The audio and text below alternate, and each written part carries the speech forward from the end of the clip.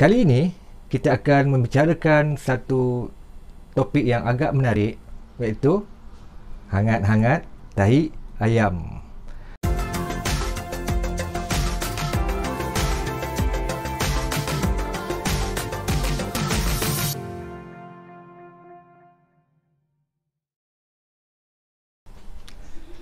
Hello semua, salam ceria dan salam ukhuwah. Saya Arwan bin Aziz, merupakan seorang trainer ataupun speaker ataupun penceramah dan juga seorang penulis. Kali ini kita akan membicarakan satu topik yang agak menarik, iaitu hangat-hangat tahi ayam. Kepada mereka yang baru melihat channel ini, jangan lupa untuk subscribe bagi mendapatkan informasi yang terkini yang akan saya update di kemudian hari.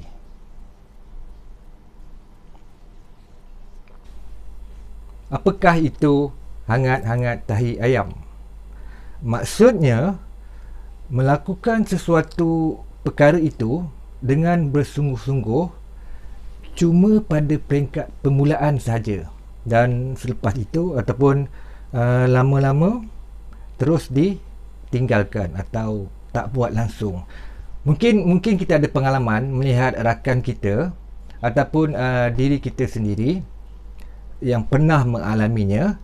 Contoh seperti menghadiri satu program seminar motivasi, okey, ataupun ceramah motivasi.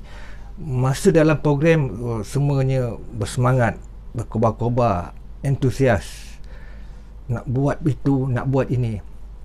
Cuma selepas habis seminar ataupun ceramah motivasi, mereka ataupun mungkin kita pernah alami, kita melakukan perkara tersebut. Yes, kita melakukan, tapi untuk pertama kali, untuk kedua kali, ketiga, dan selepas tu senyap, terus senyap. Contoh lain pula, kalau kita lihat contoh lain pula, seperti keinginan untuk diet. Okey, keinginan untuk diet. Mula-mula memang diet.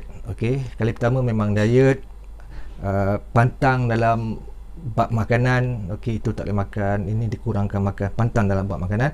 Cuma selepas itu lama-lama memang pantang juga, tapi dia dah bertukar. Okey, dia dah bertukar menjadi pantang jumpa saja dia makan, Jadi untuk proses diet itu, untuk proses diet itu hanya pada peringkat awal saja. Dan yang lain-lain pula, mungkin ada juga yang individu itu nak menulis buku, bersemangat nak menulis, tulis satu page, satu muka surat, tulis 2 muka surat, tulis 3 muka surat, dan selepas itu what happen? Apa yang berlaku? Krik-krik saja, setakat 3 muka surat. Jadi apa sebenarnya yang berkaitan dengan hangat-hangat tahi ayam itu?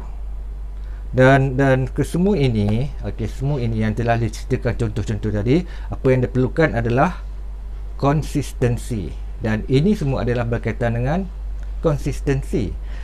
Tidak akan berhasil sesuatu perlakuan itu jika tidak konsisten. Tak akan berhasil, tak akan suksesnya perkara yang dilakukan itu jika tidak konsisten. Mari kita lihat satu perumpamaan, satu contoh. Titisan air yang kecil,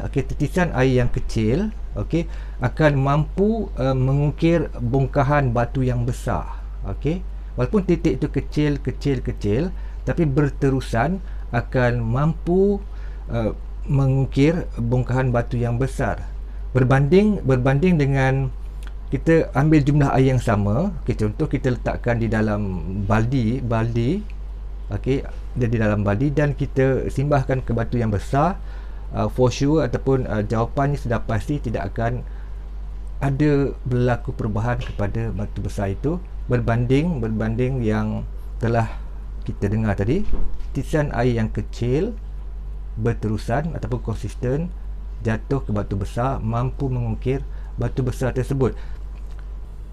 Jadi apa yang perlu kita lakukan adalah untuk konsisten. Bagaimana cara untuk kita kekal konsisten, dan beberapa panduan ataupun beberapa tips yang akan kita dengarkan, okey, adalah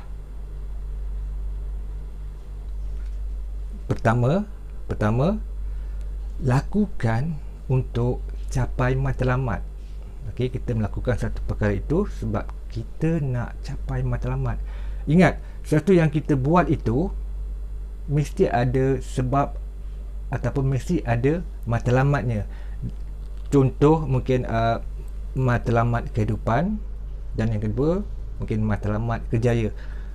Maksudnya jika suatu perkara itu kita lakukan dengan tidak konsisten ataupun hangat-hangat teh ayam, kita kena cek balik adakah adanya matlamat itu ataupun tidak. Okey, kita kena semak balik adakah ada matlamat itu ataupun tidak. Dan jika tidak ada matlamat, maka matlamat itulah yang perlu kita buat dahulu, ataupun matlamat itu yang perlu kita bentuk dahulu. Contoh, katakan dalam konteks matlamat kerjaya. Okey, matlamat kerjaya, seseorang ataupun individu itu ingin menjadi seorang penulis buku pada tahun 2021. Jadi macam mana keadaan pun, okey, individu ataupun person itu perlu menulis. Okey, perlu menulis 1 muka surat, 2 muka surat, 3 muka surat. Dan juga apa dia perlu lakukan? Dia perlu juga membaca 1 buah buku dalam jangka masa tempoh seminggu, mungkin sekurang-kurangnya. Okey, dan yang pertama, lakukan untuk capai matlamat. Tips yang kedua pula adalah suatu janji. Okey, suatu janji. Maksudnya, okey, perkara yang kita hendak lakukan ataupun hal-hal yang kita bercadang nak buat, kita telah berjanji kepada diri kita sendiri. Dan contoh yang lain, jika kita berjanji kepada seseorang, kita berjanji kepada rakan kita, sudah tentu perkara yang dijanji itu perlu kita lakukan, perlu kita kotakan. Dan dalam konteks ini, kita semak balik, kita telah berjanji kepada diri kita sendiri, dan oleh itu adalah tanggungjawab kita ini untuk tunaikan perkara yang telah kita janjikan. Tips kita yang ketiga pula, okey, tips kita yang ketiga adalah penjadualan. Kita kena buat jadual, okey, jadual kita sendiri untuk melaksanakan ataupun untuk melakukan perkara-perkara yang telah kita janjikan ataupun perkara-perkara yang ingin kita lakukan. Contoh, katakan dalam bidang real estate ataupun sebagai ejen harta tanah, okey, kita telah setkan dalam diri, okey, bahawa setiap hari Sabtu, okey, kita perlu untuk keluar bagi mencari senarai rumah yang hendak dijual ataupun membuat listing. Jadi setiap hari Sabtu kita telah tetapkan, kita ada jadual kita perlu keluar. Jadi kita kena patuhilah jadual yang telah kita lakukan. Mungkin katakan kita telah tetapkan jam antara 10 pagi sampai pukul 12 tengah hari. So kita akan ikut balik jadual kita. In case ataupun katakan ada perubahan. Okey, ada perubahan, 10 pagi kita ada hal yang tidak dapat dielakkan. Okey, tak mengapa, tak ada masalah. Mungkin jadual itu kita boleh anjakkan sedikit. After lunch ataupun selepas makan, kita akan keluar membuat ataupun mencari listing. Cuma dalam konteks ini, okey, jadual kita masih kekal lagi pada hari Sabtu. Beza dia time frame saja, kerana terdapat hal yang tidak dapat dielakkan. Dan setiap hari Sabtu, okey, kita akan lihat balik jadual kita akan ikut apa yang telah kita jadualkan. Okey, setiap hari Sabtu hari Sabtu dan seterusnya. Tips yang keempat pula, tips yang keempat adalah simple reward. Maksudnya selepas kita berjaya ataupun melakukan perkara yang ingin kita lakukan, pada hari tersebut, contoh berjaya menulis satu muka surat, habis saja tulis, kita raikan diri kita, dengan simple reward, contoh menonton TV, ataupun mungkin boleh minum kegemaran ataupun minuman kegemaran kita. Selesai satu muka surat, kita minum minuman kegemaran kita, dan simple reward tu terpulang. Tak perlu yang mahal, yang susah, cuma perkara yang mudah dan yang kita sukai. Dan tips yang kelima, adalah bayangkan hasil akhir itu nanti. Kita kena bayangkan hasil akhir itu nanti. Maksudnya bagaimana? Maksudnya, katakan dalam proses diet tadi tu, proses diet kita melakukan setiap hari, proses diet itu, dan kita perlu bayangkan, kita perlu imaginekan jika kita berterusan mengikut langkah-langkah untuk diet. So at the end, kita dapat bayangkan yang badan kita slim, yang badan kita cantik, dan itu akan mampu untuk mengekalkan konsistensi kita dalam berdiet. Dan yang terakhir, yang keenam, bagaimana untuk kekalkan konsistensi ataupun bagaimana nak buat konsistensi adalah your best word. Your best word. Cari perkataan yang terbaik untuk diri sendiri. Kita create satu perkataan yang terbaik untuk diri kita sendiri. Maksudnya, bila kita rasa macam dah lemau, dah tak ada mood nak buat, ungkapkan balik perkataan tersebut. Apakah best word anda? Contoh dia, aku perlu lakukan dan mampu lakukan. Aku perlu lakukan dan mampu lakukan.